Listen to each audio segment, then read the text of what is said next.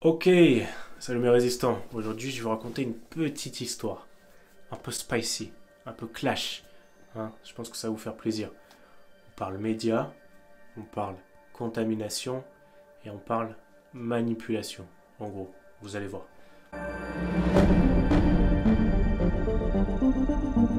Pour les personnes qui sont nouvelles, qui se diraient, tiens, le survivalisme, hein, de nos jours, ça paraît de plus en plus sensé. À l'époque, j'aurais pas pensé, mais maintenant, c'est vrai que ça commence à puer. Vous allez apprendre à piéger et sécuriser votre domicile contre les intrusions. Parce que ce qu'on veut éviter, quand on commence le survivalisme, c'est d'acheter 3000, 4000, 5000, 6000 euros de matériel et derrière, on se fait cambrioler par un petit jeune de 17 ans. Et si jamais vous avez le malheur de l'agresser, de lui rendre les coups, direction la cabane, la prison, pour ceux qui n'avaient pas compris. Et là, vous passez 2 ans, 3 ans de votre vie à pourrir dans un trou parce qu'un mec vous a cambriolé. Si jamais vous, c'est pas trop la philosophie de vie que vous avez le lien dans la description pour aller voir cette vidéo-là. Alors, qu'est-ce qui s'est passé? On revient au cœur de l'histoire. En 2014, à Michigan, hein, je sais pas si c'est un état ou une ville d'Amérique, moi je suis pas trop à l'aise avec tout ça. Déjà que la France, je connais pas toutes les régions, mais alors là, imaginez aux États-Unis, vous m'avez perdu. Donc, 2014, la crise de l'eau, Michigan. Qu'est-ce qui s'est passé? Il y avait une rivière qui s'appelle la rivière Flint. Vous savez, souvent les villes, comme nous, hein, on a des villes qui sont alimentées en eau par des rivières ou par des montagnes. Ça, il faut le savoir. L'eau qu'on boit au robinet, il faut bien qu'elle vienne de quelque part. Hein. C'est pas cristalline qui met plein de bouteilles d'eau dans un bidon et qui derrière envoie ça au peuple. C'est pas réellement comme ça que ça se passe. Il y a de l'eau, qui est des rivières, des fleuves, des montagnes, qui détournent l'eau et ensuite on la récupère. Bref. Donc, cette rivière-là, Flint, au Michigan, alimentait la ville. Qu'est-ce qu'ils ont décidé de faire? Pour des raisons économiques, parce que ça coûtait sûrement trop cher. Alors, dans le détail, si je me rappelle bien, ce qui s'est passé, c'est qu'avant, cette ville-là du Michigan était alimentée en eau par une ville, un lac, je crois, de Détroit. Et donc, ils ont décidé de faire quoi? Ils ont décidé de changer l'approvisionnement. Ils ont pris la rivière Flint, qui est une rivière qui est un petit peu plus acide, un petit peu plus polluée. D'accord? Et donc, les canaux, les tuyaux, eux, étaient assez vieux, pas trop entretenus. Donc, ce qui s'est passé, c'est qu'avec l'eau acide et pas réellement clean, en fait, les canaux de distribution d'eau, les tuyaux, ils étaient beaucoup plus fragiles. Et donc, ça a petit à petit fait des microparticules de plomb. Voilà en gros un peu dans le détail.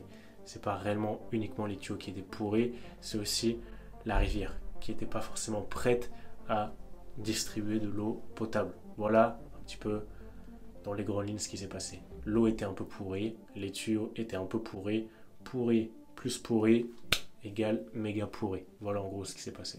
Donc, ces tuyaux-là, on a fait circuler l'eau à l'intérieur et ça a alimenté la ville, Michigan. Et le problème, c'est que derrière, toute la ville a été contaminée, polluée. Les gens étaient malades. Ça même, ça arrive en France. Okay, il y a des villes comme à Poitiers où il y a des alertes que l'eau est pourrie. Bref. Donc là, toute la ville est alimentée, hydratée avec des polluants. Du plomb, tous ces conneries-là. Vous voyez, les tuyaux n'étaient pas en état pour pouvoir faire circuler l'eau. Donc toute la ville a été polluée et contaminée.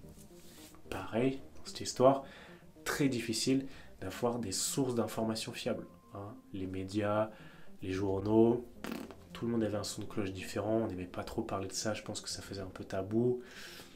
C'était, on n'aimait pas trop parler de ça, donc il n'y avait aucune information fiable à ce putain de sujet-là. Et pendant ce temps-là, il y a des personnes qui avaient, je pense, des petites nausées, hein, on ne devait pas se sentir très bien. Il y a eu 10 morts par rapport à ça, état d'urgence déclaré. Et ça me rappelle un truc, le virus, la bactérie, je ne sais pas comment on appellerait ça, c'est la légionellose. Et quand j'étais à l'armée, pour vous dire, on avait ça, on avait des petites pancartes, attention légionellose. Une fois par an, il fallait bien appuyer sur les robinets, les robinets, peu importe, parce qu'il y avait de l'eau jaune qui sortait. Hein, et moi je buvais cette eau-là, dites-vous. Pas quand elle était jaune, Mais vous voyez que même en France, ça arrive, ce genre de conneries-là. Dans mon régiment, ok, on avait l'eau qui était complètement pourrie. Donc voilà, il y a eu effectivement 10 blessés, enfin 10 morts par rapport à ça, et un bon nombre de diarrhées, je pense. Donc, légionellose, et ça, je connais très bien parce qu'on avait ça dans notre régiment. Là, je vais revenir sur 2 points. Le premier point, c'est là l'importance de savoir récupérer de l'eau autrement. Avec l'eau de pluie, avec tout ce que vous voulez. L'eau de pluie, l'eau d'un marais pourri, toutes ces compagnies-là. Il faut apprendre à filtrer de l'eau. Et surtout que là, on parle de polluants bien plus compliqués que de la terre à filtrer. Là, on parle de plomb et on parle potentiellement de bactéries intérieures. Donc, qu'est-ce qu'on a pour casser tout ça? On a le filtre, gravier, sable, charbon, le classique. Est-ce que ça va suffire? Je ne sais pas. Et ensuite, on a tout ce qui est UV. Le filtre à UV, là, vous allez tout tuer. À l'intérieur, il y a tout qui va crever. En tout cas, bactéries et compagnie. Après, le plomb, je ne sais pas. Peut-être que le charbon aura retenu le plomb. Sinon, vous avez l'évaporation. L'évaporation, l'eau va bouillir sur le couvercle, derrière. Les polluants sont plus lourds que l'eau, donc ça peut passer comme ça aussi. C'est pas l'objet de la vidéo. C'est important de savoir récupérer de l'eau de manière alternative. Et le deuxième point, parce que j'imagine que là-bas il y avait forcément des survivalistes, des survivalistes partout, surtout aux États-Unis, les survivalistes qui ont potentiellement bu l'eau. C'est comme si là, je vais me servir au robinet tout à l'heure, j'en ai aucune idée, personne ne m'a prévenu, je vais boire de l'eau et derrière je suis contaminé. Pourtant, je suis prêt, je sais filtrer de l'eau, je sais manier mes fusils, compagnie, je suis prêt à tout. Vous voyez, pas de chance. Donc, la survie, c'est ça aussi. Il faut avoir de la chance. Il y a des fois, on peut mourir de manière très con, très bête, alors qu'on est prêt. Je pense qu'il y en a qui ne s'attendaient pas à ça d'ailleurs, les survivalistes américains. Donc, la chance et la préparation.